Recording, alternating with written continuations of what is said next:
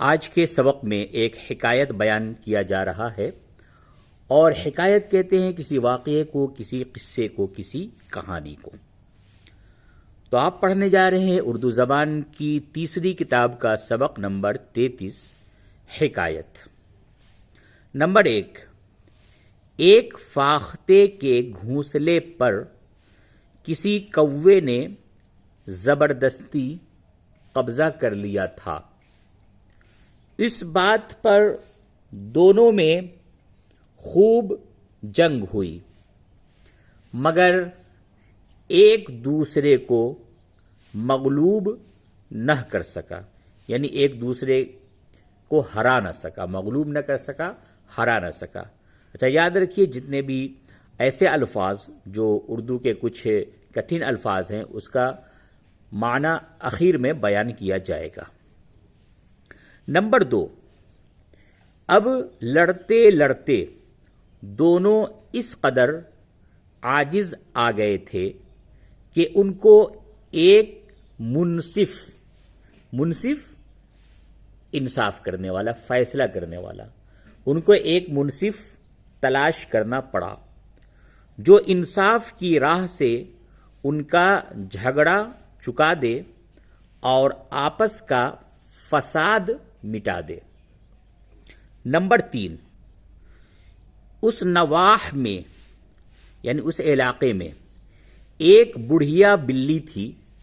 جس نے ظاہر میں شکار سے توبہ کر لی تھی اور رات دن عبادت میں مشغول رہنے کے باعث تمام جانور جو اس کی ظاہری حالت سے واقف تھے اس کو نہایت نیک سیرت اور پارسا خیال کرنے لگے تھے۔ نمبر 4، فاختہ اور کوے کو اس بات کی تمیز کچھ مشکل نہ تھی کہ وہ بلی کو اپنی قوم کا دشمن سمجھ کر اس کے پاس جانے سے پرہیز کرتے، کیونکہ اس کی ڈراؤنی صورت، نکیلے پنجے اور تیز دانت صاف ظاہر کرتے تھے کہ وہ پرندوں پر رحم کرنے کے لیے ہرگز نہیں بنائی گئی ہے۔ افسوس کہ غصے اور عداوت نے ان کو ایسا دیوانہ بنا دیا کہ وہ اپنی عقل اور تمیز کو کام میں نہ لا سکے اور اس کی پرہیزگاری کی جھوٹی شہرت پر یقین کر کے فوراً اس کے روبرو حاضر ہو گئے اور اپنا مقدمہ اس خواہش سے پیش کیا کہ بلا رو رعایت کے طے کر دیا جائے۔ نمبر 6، مکار بلی دل میں تو بہت خوش ہوئی، لیکن ظاہر میں ان کے آنے کو اس واسطے ناپسند کیا کہ اس کی عبادت میں خلل پڑا۔ ان دونوں نے بہت التجا کے ساتھ عرض کیا کہ اے بزرگ سن، دو دشمنوں کا انصاف چکانا اور ان میں صلح کرانا بھی خدا کی بندگی کرنے سے کچھ کم نہیں ہے۔ ہم کو امید ہے کہ آپ اس تکلیف کو خوشی سے برداشت فرمائیں گی۔ نمبر 7، بلی نے نہایت نرمی اور اخلاق سے جواب دیا کہ اگر مجھ گنہگار کمبخت کی ذات سے خدا کی مخلوق کو کچھ فائدہ پہنچ سکے تو میں اپنی خوش نصیبی سمجھوں گی، مگر اے صاحبو، میں ضعیفی کی وجہ سے ذرا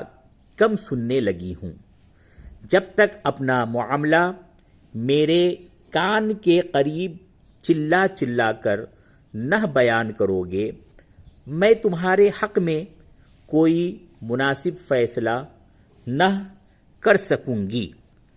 نمبر 8، اب بھی موقع تھا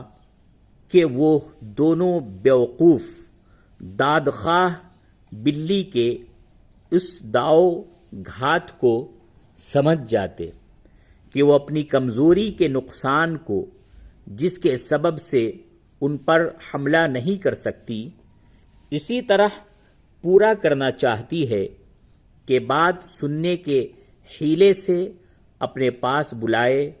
اور ان کو آسانی سے شکار کر لے۔ نمبر 9، ان کی سمجھ بوجھ پر اس وقت ایسا پردہ غصے نے ڈال دیا تھا کہ انہوں نے کچھ بھی انجام کی فکر نہ کی، اور جو بازو قدرت نے اس کو اس غرض سے عنایت فرمائے تھے کہ ہوا میں اڑ کر اپنے دشمنوں سے محفوظ رہیں، وہ انہی بازوؤں کے وسیلے سے اپنے جانی دشمن کے بغل میں جا بیٹھے، اور جو بازو قدرت نے ان کو اس غرض سے عنایت فرمائے تھے کہ ہوا میں اڑ کر اپنے دشمنوں سے محفوظ رہیں، وہ انہی بازوؤں کے وسیلے سے اپنے جانی دشمن کے بغل میں جا بیٹھے۔ نمبر 10، نہایت حلم اور بردباری کے ساتھ بلی نے اپنا سر جھکا لیا اور خوب غور و توجہ کے ساتھ دونوں کی تقریر سنی۔ اس کے بھولے چہرے اور اد کھلی آنکھوں سے ایسا معلوم ہوتا تھا کہ وہ ان کے معاملے میں غور کر رہی ہے۔ اب عن قریب اخیر حکم سنانے والی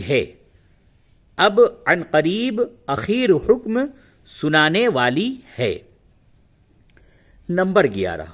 اب تم خود قیاس کر سکتے ہو کہ ایک بلی کی عدالت سے دو پرندوں کے حق میں کیا حکم صادر ہو سکتا ہے۔ بے شک وہ ان دونوں غافل دشمنوں کی موت تھی جو یکایک بلی کے ایک ہی جھپٹے میں آن پہنچی اور ان کو فرصت بھی نہ دی کہ اپنی غلطی سے واقف ہو سکیں۔ اب اس سبق کے اندر جو مشکل الفاظ تھے اس الفاظ کے معنی بتائے جا رہے ہیں، اس کو آپ زبانی یاد کریں۔ یاد کرو ہجے اور معنی۔ مغلوب کے معنی ہارا ہوا، منصف